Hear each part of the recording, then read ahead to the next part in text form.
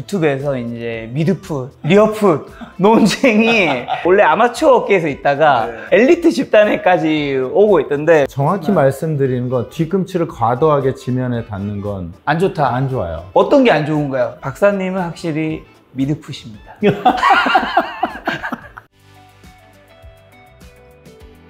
사실 김작가TV에서 굉장히 오랜만에 외부 스튜디오를 왔습니다. 이렇게 외부까지 나왔는 이유는 사실은 이제 김작가TV에서 건강과 관련된 콘텐츠가 점차 늘어나고 있는데, 식단은 의사, 약사, 한의사 분들이 저희 스튜디오에 오면 되는데 실제 운동은 뭔가 하는 모습을 보여줘야 되잖아요. 요즘에 특히 운동 중에서도 러닝 인구가 굉장히 많아졌거든요. 최근 러닝 인구 늘어난 거 느끼시는지랑 플러스로 왜 이렇게 요즘 많이 늘어난 걸까요? 네, 우선은 뭐 러닝 인구 엄청 는 거는 저 역시도 러닝을 뭐 한 30분 정도 하거든요. 그랬을 때 예전에는 거의 다 걷는 사람이었는데요, 최근에는 뛰는 사람이 좀 더 많고요. 체감이 될 만큼 엄청 폭발적으로 증가하고 있는 것 같고, 그 다음에 러닝 크루들이 많아져서 맞아요. 단체를 같이 이루어서, 뛰잖아요. 네네네. 반포, 뭐 마포. 네, 저는 주로 혼자 뛰거든요.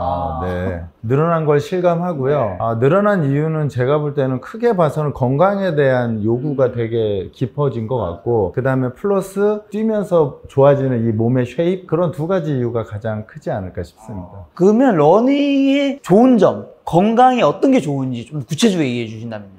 일반적으로 이제 러닝은 심혈관계 운동이라 뭐 저희가 알고 있는 심장, 폐, 뇌, 혈관, 순환기계들을 좋게 해줄 수 있거든요. 일반적으로 대사질환이라고 하는 것들을 예방 또는 그 회복시켜주는 능력이 있는 게 러닝이죠. 한마디로 그렇게 건강에 좋은 운동이지만 사실은 또 잘못되게 아니면 과도하게 하면 이제 건강에 또 해칠 수도 있는 거잖아요. 그래서 박사님 모시고 오늘 이제 정확하게 어떻게 뛰어야 되는지, 어느 정도로 뛰어야 되는지 여쭤보려고 하는데, 달리기 할 때 근데 뇌에도 변화가 일어난다고 하던데요. 어떤 뭐 긍정적인 게 있는 거예요? 우울증이나 공황장애 있는 분들도 이 러닝이 그런 것을 극복하게 해주고요. 그 다음에 나이랑 상관없이 뇌에 용적을 키우는데 유산소 운동이 도움을 준다 그래요. 그래서 뭐 예를 들어서 치매를 예방한다거나 이제 머리가 좀 더 좋아짐에 있어서 러닝이 뇌의 용적을 키워주고 이제 학습하는 공부가 그 용적이 커진 곳을 채워주는 역할을 한다 하거든요. 그래서 그렇게 두 가지 정도가 러닝이 가장 좋은 효과라고 볼 수 있습니다. 실제로 저희 채널에 이제 정신과 의사분도 많이 오셨는데, 운동에서도 특히 산책이나 러닝을 많이 추천하더라고요. 아무래도 근데 박사님은 코칭도 많이 하셨을 텐데, 이런 게 진짜 수강생들의 정신 건강이라든가 우울증을 낫는데 도움이 되는 걸 직접 보신 적도 있나요? 예를 들어서 그 운동선수만 해도 이제 본인이 부상을 당하거나 그러면 이게 우울해지고 우울해지죠. 공황장애에 빠지거든요. 그런 선수들을 뭐 예를 들어서 근력 트레이닝이 아니라 그냥 산책을 시키거나 산행을 같이 하는 거를 처음에 시작을 해서 이 선수가 그런 어떤 심리적 부담감을 덜어낼 때까지 사용하는 그런 방법도 많이 사용을 합니다. 자, 그러면 늘어난 러닝 인구만큼 실제로 잘 뛰고 있나요? 저 한강 매일 지금 10km 뛴지 8일 차거든요. 좀 못 뛰는 분들이 있고, 특히 팔체기가 안 되시는 분들 많은 것 같고. 제가 대략 보면 한 1-20% 정도만 뛰는 모습이 괜찮고, 나머지는 아까 말씀 팔치기를 안 한다든지 다리를 질질 끌고 뛴다든지 안타까운 러닝들이 꽤 많은 것 같아요. 그게 안 뛰는 것보단 낫지만 그래도 제대로 알고 뛰는 게 더 좋은 거겠죠? 그렇죠. 안 뛰는 것보단 좋긴 하지만 이제 그 잘못된 동작이 계속 쌓이면 결국엔 부상이라는 걸로 갈 수밖에 없거든요. 그래서 제가 볼 땐 조금 배워야 하고 또는 몸을 좀 더 만들어야. 오늘 이 영상 보면 여러분들 어떻게 뛸 수 있는지 정확히 알 수 있을 텐데, 그럼 대부분 사람들이 대표적인 문제점이 뭐가 있어요? 팔을 아예 흔들지 않거나 또는 이 팔이 이 몸의 중심선 안쪽으로 이렇게 넘어가는 분들. 그리고 뭐 이렇게 엄청 흐느적거리는 분들 있더라고요. 안 움직이거나 너무 과하게 흐느적거리거나. 다리 쪽에서 보면 뭐 논쟁이 심하지만 뒤꿈치로 착지하느냐, 미드풋, 토, 뭐 어디로 착지하는지 이제 그런 문제들인데요. 제가 볼 때는 뒤꿈치를 과도하게 착지하는 걸 전 제일 많이 봤거든요. 그 문제가 제가 볼 때 다리 쪽에서 제일 많은 것 같고요. 그 다음에는 이제 구분하기는 어렵지만 지면에 착지될 때 몸이 약간 이렇게 짜부러지는 듯한 느낌의 러닝. 그 탱탱공 같은 경우 이렇게 통 튀잖아요. 근데 이렇게 꺼졌다 올라오는. 이건 이제 관절들을 모두 구부려지는 현상들이 벌어지면 그렇거든요. 그렇게 나누어 봤을 때 상체, 그 다음에 다리 쪽, 그 다음에 전체적인 움직임, 요 세 가지를 좀 구분해서 확인하면 좋을 것 같아요. 최근 박사님도 아시겠지만 유튜브에서 이제 미드풋, 리어풋 논쟁이 이제 원래 아마추어 업계에서 있다가 윗라인 엘리트 집단에까지 오고 있던데, 요거 한번 여쭤보려고 하는데, 단거리 선수는 최대한 빠르게 뛰기 위해서 포어풋으로 뛰고, 요거는 제가 봤을 때 맞는 것 같고, 러닝 입문자랑 일반인을 리어풋으로 하고, 고수가 되면 미드풋으로 해야 한다, 이렇게 얘기하던데, 요건 박사님 지금 의견과는 살짝 다른 게 있긴 하잖아요. 어떻게 보세요? 뛴다는 게 크게 보면 예를 들어서 발목, 무릎, 그 다음에 고관절 세 군데를 쓰는 거거든요. 포어풋, 미드풋, 그 다음에 힐을 쓰는 것은 그 사람의 신체적 특징이거든요. 예를 들어서 본인이 강한 쪽을 쓸 수밖에 없기 때문에 개인차가 존재하는 거죠. 하지만 정확히 말씀드리는 건 뒤꿈치를 과도하게 지면에 닿는 건 안 좋다. 안 좋아요. 어떤 게 안 좋은가요? 뒤꿈치 갈 때. 뒤꿈치를 디드면 무릎과 발목에 충격이 엄청 오거든요. 왜냐하면 브레이크를 이렇게 잡게 되거든요. 그렇죠. 브레이크를 딱 걸어버리니까 관절에 스트레스가 엄청 많이 가해지고요. 그 다음에 지속해서 뛰어야 할 것을 섰다 뛰었다 섰다 뛰었다 약간의 하니까 브레이크 역할이 있을 수 네, 있어요. 그 에너지의 소실도 엄청 많이 생기고요. 그럼 미드풋 주법에 문제점도 있을 거잖아요. 미드풋은 아무래도 발바닥 전체가 닿게 되잖아요. 아까 말씀드린 대로 전체가 닿긴 하지만 몸이 밑으로 가라앉으면 안 되거든요. 펼쳐지는 느낌으로 미드풋이 닿아야 되는데, 이 미드풋에서 만약에 잘못 쓰면 키가 작아지면서 착지하는 그런 모습들이 생기면 그게 특히 무릎 쪽으로 스트레스를 아마 과도하게 주게 될 거예요. 앞쪽 포어풋 쪽으로 착지를 하면 이렇게 주저앉을 수는 없거든요. 그래서 아마 그래서 각각의 차이는 좀 있을 거라고 보시면 될 것 같아요. 확실한 거는 중장거리의 포어풋은 아닌 거죠? 네, 아니에요. 그건 이제 아니에요. 단거리 100m, 200m 그렇죠, 하시는 그렇죠. 분들은 네. 그 신발에도 앞에 스파이크가 많이. 그렇죠, 그렇죠. 맞습니다. 일단 그러면 이제 그 뜨거운 논쟁은 박사님은 미드풋이다. 네, 저는 미드풋이다. 알겠습니다. 자, 그러면 시선 처리. 시선 처리는 대체적으로 본인의 키 높이에서 약간 낮은 곳을 살짝 아래. 네. 그게 정확하게는 정면을 보면서 눈만 이렇게 하라는 의미인가요? 아니면 살짝 그냥 고개도 살짝 고개가 떨어질 살짝 수밖에 아래로. 없어요. 왜냐하면 시선은 몸이 구부러진 각도만큼 내려가게 되어 있거든요. 그래서 만약에 몸이 10도가 앞으로 진행되어 있다, 그러면 시선도 10도를 떨어뜨리는 거죠. 그러면 이어진 게 이제 상체인데, 상체가 이제 어떤 분들은 이렇게 딱 90도 지면과, 아니면 어떤 분들은 이제 앞으로 나가야 되니까 살짝 기울인 상태 되면 고개도 사실 자연스럽게 되니까 이거 어느 게 맞는 거예요? 그러니까 기본적으로는 대략 10도 전후가 앞으로 이렇게 기울어지잖아요. 그러니까 시선도 그 정도가 떨어지면 멀리 보는 게 아니라 약간 밑을 보게 될 수밖에 없죠. 그렇다고 뭐 이 정도는 아닌 거죠? 그건 아니죠. 왜냐하면 몸 전체가 이 직선으로 펴진 상태에서 전체가 앞으로 기우는 거지, 머리나 몸통만 구부러지는 건 잘못된 동작이니까요. 자, 그 밑에 내려오면 이제 팔인데요. 그럼 팔은요? 정확하게 어떻게 되는 거죠? 몸의 가운데를 기준으로, 여기 38선이라 하면 38선을 넘으면 안 돼요. 넘으면 안 된다. 네. 그래서 얘를 중심으로 몸통이 이렇게 되어 있기 때문에 손은 대략 이렇게 흔들어지겠죠? 왜냐면 이렇게 흔들면 너무 어색해요. 약간 살짝. 약간, 왜냐면 몸통이 뒤에가 좀 넓고 앞쪽이 좀 좁잖아요. 그러니까 그 각을 팔도 그대로 유지하게 되는 거죠. 이렇게 되는 거죠. 그래서 어떤 분들이 못 뛰는 분들이 보통 이렇게 뛰거든요. 어색하잖아요. 안 이상한가요? 어색해요. 이렇게 대략 한 30도 정도를 안쪽으로 들어온 상태에서 이렇게 해서 이 손이 코 안을 넘지 않는 거니까 약간 뺨 쪽으로 올라오게 되면 좋은 자세가 되는 거죠. 손이 여기까지 올라와야 되나요? 아니면 요 정도? 보통은 이제 90도를 구부린 상태에서 어깨를 흔드는 거거든요. 이렇게. 그러면 90도까지 올라올 수밖에, 이 턱 언저리까지 올라오게 되어 있어요. 근데 이제 육상 선수나 이제 마라톤 선수들은 장거리는 에너지를 좀 최소화시키는 게 중요하니까 얘가 정상적인 러닝 폼이지만 장거리로 뛰면 얘를 대략 이렇게 원으로 회전시키는 선수들이 많죠. 네, 에너지를 보존하기 위해서. 대신에 얘가 넘어가는 거는 좋지 않아요. 일단 넘어가는 건 안 된다. 네, 왜냐하면 넘어가면 이 몸통이 뛰어가는 방향에서 이렇게 S자를 그리게 되니까 실질적으로 뛰는 거리가 늘어나게 되는 거죠.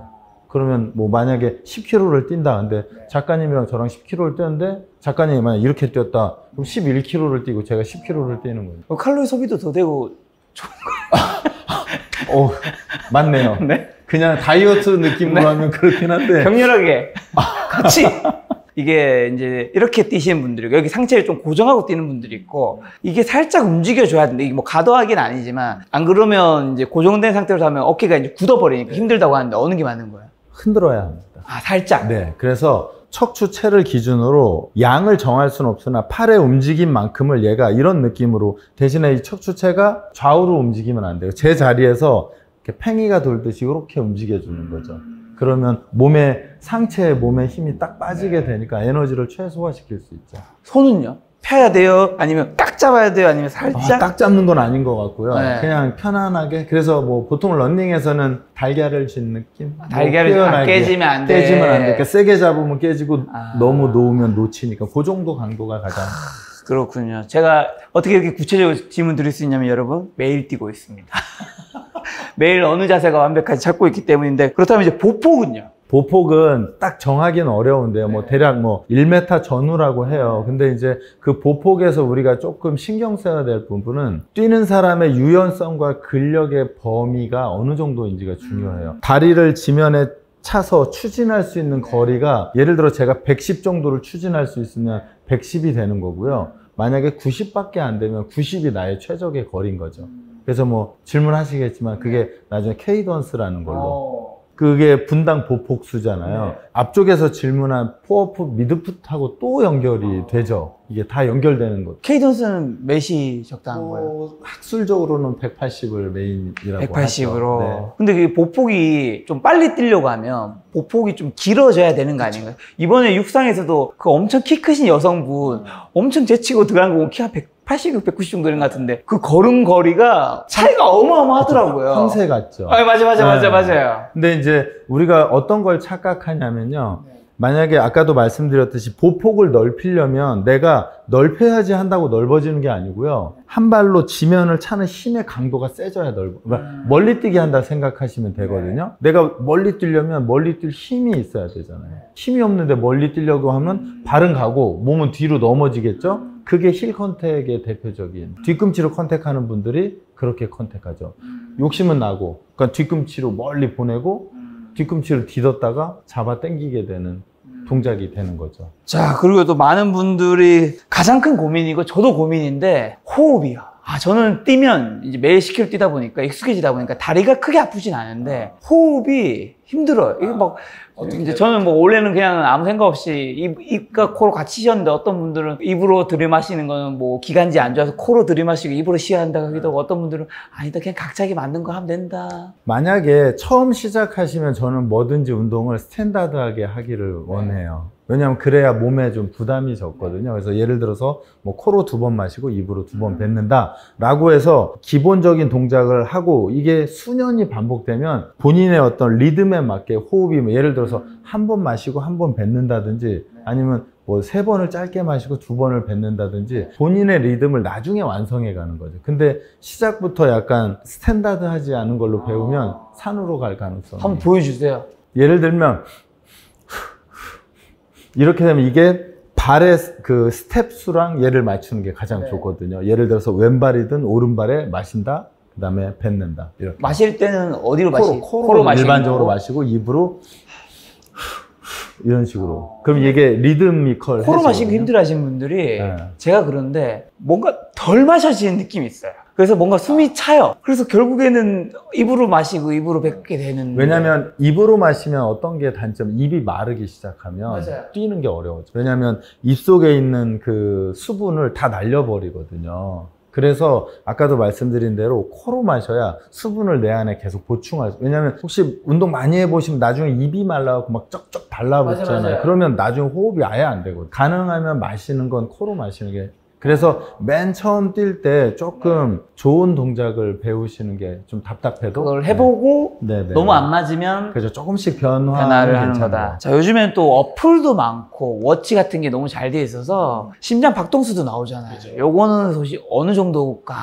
권장한 건가요? 이제 보통 이제 심장 박동수는 이제 뭐 아시는 것처럼 220 빼기 나이를 하면 그게 본인의 최대 심박수거든요. 그래서 예를 들어서 저는 이제 50대 초반이니까 최대 심박수가 대략 한 170 정도 되거든요. 170 정도 되니까 저는 뛰기 시작한 140에서 시작해서 150 끝날 때는 60에서 70, 뭐, 피니시 할 땐 그렇게 해서 마무리를 하죠. 그러면 이제 그게 중강도에서 몇 프로 운동을 했고, 이제 이건 나이마다 좀씩 다르고, 그 다음에 뛴 경력마다 조금씩 다르긴 하죠. 그럼 심장 박동수가 높아지면 안 좋은 거예요?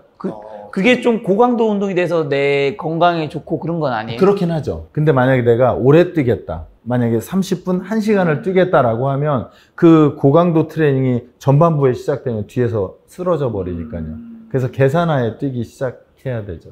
그래서 저는 30분 뛰는데요. 한 10분은 대략 140박, 그 다음 10분은 150박, 그 다음 10분은 이제 그 이상으로 맥스까지 이제 밀고 들어가요. 그러면 170 정도 되거든요. 뛰면서 보면 150, 160. 점차 높여가는 거군요. 그치? 마지막에 어차피 천천히. 다 에너지를 다 쏟아버릴 거니까. 왜냐면 그 마라톤도 마지막에 피니시를 할 때 선수는 거의 있는 에너지를 다 쓰거든요. 그러니까 저희도 5분을 뛰든 10분을 뛰든 그런 어떤 에너지를 보존하면서 쓰는 계산이 좀 필요한 거죠. 강도는 어느 정도 해야 되고 적당한 거리랑 시간은 어떻게 될까요? 주에? 우선은 기본적으로는 주에 한 2, 3회 정도가 기본적으로는 좋아요. 건강이라는 걸로 했을 때는. 근데 이제 만약에 마라톤을 하겠다, 이제 극한에 들어가겠다고 하는 그럼 거잖아요. 어쩔 수 없이 연습을 해야 되니까. 그렇죠. 그러면 이제 강도가 세지고 빈도수가 많아지지만 그냥 건강을 위해서 뛴다 그러면 주 2, 3회면 저는 충분하다고 봅니다. 주 2, 3회 뛸 때 시간은 제가 볼 때는 대략 한 30분 정도면 충분하거든요. 근데 이제 역량에 따라서 30분을 다 뛸 수 있는 사람이 있고 처음 뛰는 분들은 30분을 다 못 뛰죠. 그러면 그 중에 일부를 뛰고 일부를 걸으면서 그러면 걷고 뛰고가 반복되겠죠. 그러다가 얘를 계속 뛰면 걷는 게 없어지고 뛰는 걸로 모여지면 러닝이 되는 거죠. 무리한 운동, 무리한 러닝 하는 분들 있잖아요. 이거랑 또 강도랑 감염 위험이 있을 것 같은데 제가 이제 마라톤은 5km 당연히 나가봤고 10km, 그 다음에 하프, 풀코스까지 나가봤는데 제가 느낀 경험은 살면서 하프랑 풀코스 마라톤을 한두 번 내 기록과 뭐 성취감을 위해서 나가는 건 언제든지 저는 추천해요. 근데 만약에 풀코스를 1년에 뭐 몇백 번씩 그리고 살면서 수십 번 나간다. 사실 이거는 건강에는 좋지는 않은 것 같다라는 게 제 결론이거든요. 그 플러스 뭐 울트라 마라톤 뭐 100m, 100km 이런 것들도 도전과 성취는 오케이. 근데 건강에는 안 좋을 것 같은데 실제로 어떤가요? 전 뭐 작가님의 말에 100% 공감. 왜냐하면 건강하려고 하는 운동하고 내가 뭔가를 이루겠다 성취하는 건 좀 다른 문제거든요. 그래서 저는 이제 저도 운동을 하는데 그래서 운동을 저는 러닝을 30분으로 제한해요. 컨디션이 좋든 나쁘든 딱 30분만 뛰어요. 그러면 예를 들어서 가는데 15분. 그래서 15분 딱 되면 돌아오거든요. 그럼 딱 30분인데 컨디션이 좋은 날은 거리가 늘어나게 되고요. 컨디션이 좋지 않으면 거리가 줄어들게 되겠죠. 심혈관계 건강을 지키는데 30분이면 충분하거든요. 투자 대비 좋은 거죠. 그 다음에 다른 몸의 문제도 가장 적고요. 근데 이제 말씀하신 마라톤이라든지 울트라는 잃는 게 생기니까 제가 이제 뭐 드리고 싶은 것 중에 하나는 처음엔 대다수 건강을 위해서 러닝을 시작해요. 그랬다가 옆 사람이 뛰니까 나도 거리를 늘리고 막 이러다 보니까 내가 처음 시작할 때 목표는 건강이었는데 건강은 어디 갔고 옆집 김 작가를 이기는 게 목표예요. 그 한강에서 혼자 뛰는데 옆에 누가 날 제치면 그렇죠. 기분이 좋지 않아요. 그죠. 확 짜증이 나죠. 그거를 이렇게 컴다운 하면서 내 심박수를 보고. 근데 이게 참 아이러니한 게 우리가 대회 같은 것도 요즘에 마라톤 대회 막 접수 엄청 빨리 마감되잖아요. 사실 그 이유 중에 하나가 거기서 10km 나가나? 나 혼자 10km 뛰냐 똑같은데 거기 나가면 뭔가 경쟁심도 불고 그 다음에 기록증이 오잖아요. 근데 거기서 내가 지금 1시간 안에 들어왔냐 50분 안에 들어왔냐 요게 또 내가 평소에 열심히 뛰게 하는데 또 동기부여 시켜주기도 하고. 그래서 이제 저는 개인적으로는 처음에 그 목적한 게 무엇인지를 계속 왜냐면 저 역시도 그러니까요. 뛰다 보면 제가 뛰면 이길 것 같거든요. 근데 그거 뛰면 그 다음날 일할 때 데미지가 몸에 오거든요. 그러니까 멈춰야. 그리고 저는 10km 뛰다 5km로 줄였어요. 왜요? 나이가 들어서.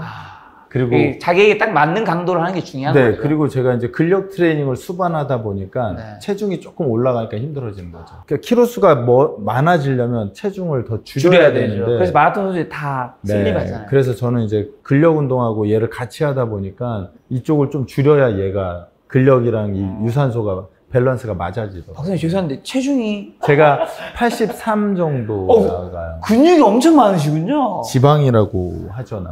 키가 어떻게 되시는데요? 75인데요. 75에 83이면 근데 배가 전혀 거의 안 나오셔서 힘주고 있습니다. 네. 저도 아까부터. 자, 그러면 이제 또 가장 중요한 거죠. 많은 한국 분들이 특징인 것 같아요. 등산 시작하면 거의 에베레스트 산을 등반할 정도의 이제 용품을 사기 시작하고, 러닝을 시작하면 이제 러닝화를 사기 시작하는데, 요즘에는 이제 크게 세 가지로 나뉘죠. 하나가 이제 안정화, 그 다음에 발목을 잡아주는 거죠. 그 다음에 이제 쿠션화, 그 다음에 카보나, 그 안에서도 정말 여러 가지 나이키, 호카, 서코니, 아식스, 저는 참고로 여러분, 모든 브랜드 다 있습니다. 어떤 거 신어야 되고, 실제로 정말 괜찮은 거 있으면 뭐 이거 PPL 아니니까요. 모두 추천해 주신다면요. 저는 개인적으로는 역량에 따라서 선택하는 게 좀 달라야 된다고 생각하거든요. 그냥 일반적으로 뭐 한 5km 정도 뛰면 일반 시중에서 파는 아무거나? 런닝화 정도면 아무거나 좀 그렇고요. 좀 소프트한 런닝화 정도면 충분한 것 같아요. 소프트하다는 건 쿠션이 좀 들어가 있다는 의미인 건가요? 그러니까 쿠션이 오히려 얘 호카같이 이렇게 지금 저는 호카의 클리프톤 나인을 신고 있습니다. 그렇죠. 얘가 높으면 처음 뛰는 사람들은 안정성이 좀 떨어질 수 있거든요. 왜냐하면 착지의 정확도가 떨어지니까요. 하지만 선수들이나 베테랑들은 착지가 완벽하니까 좀 높아도 견뎌내거든요. 그래서 만약에 초보자라면 오히려 이 쿠션이 좀 낮은 걸 전 추천드려요. 그리고 위쪽으로 간다면 이제 그런 쿠션 좋고 뭐 값비싼 것들 써도 되는데, 우선은 안전한 착지는 지면에서 낮아질수록 조금 더 안전해요. 힐 신으면 불안하잖아요. 약간 그런 거랑 비슷해요. 그래서 저도 아식스 신발이 다 있는데, 아식스에서 이제 버전이 젤 카요노가 안정하고, 그 위에가 이제 노바 블라스트고, 위에가 이제 젤 림버스가 이제 쿠션이 많이 들어가 있는데, 조금 불편하더라고요. 쿠션이 너무 높으니까. 네, 맞아요. 이 쿠션이 높다는 건 충격 흡수는 많이 되지만 얘가 디딜 때 빠르게 안정을 잡기는 어려워요. 왜냐면 밑에서 이렇게 계속 움직이니까요. 카보나는요?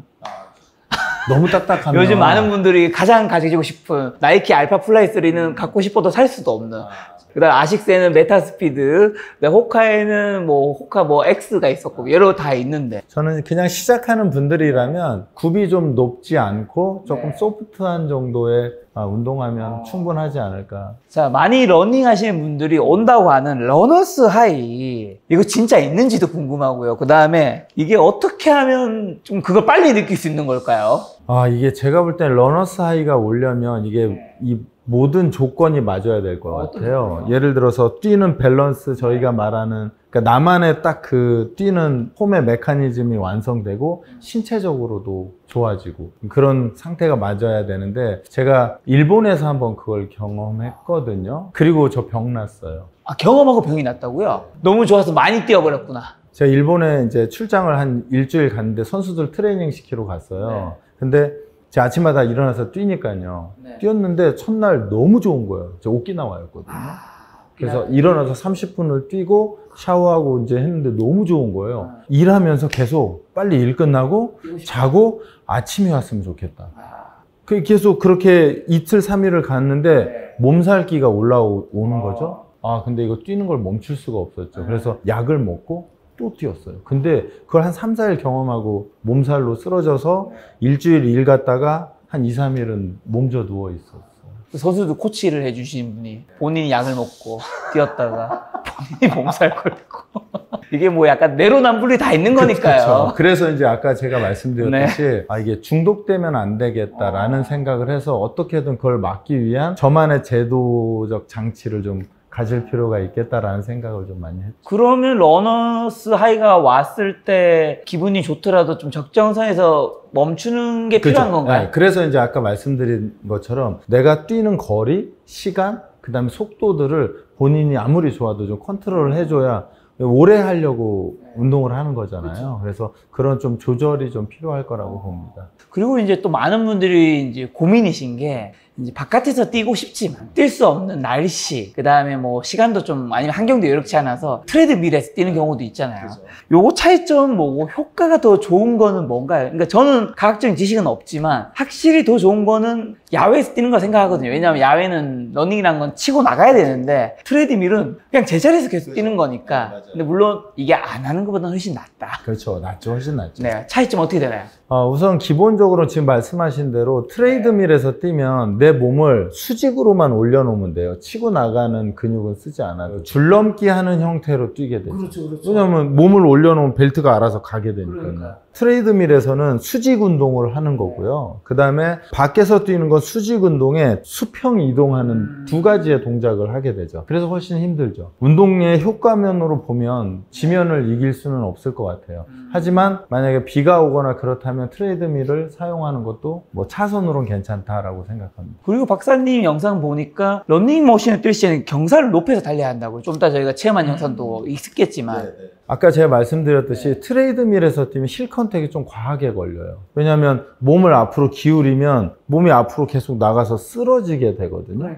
예를 들어서 10도를 기울여야 한다면 얘를 10도로 올려놓으면 힐 컨택이 강하게 걸리지 않고 최소한 미드풋에서 포어풋으로 갈 수 있으니까요. 몸은 서 있지만 살짝 10도 정도를 앞으로 기울인 효과를 볼 수 있거든요. 박사님은 확실히 미드풋입니다.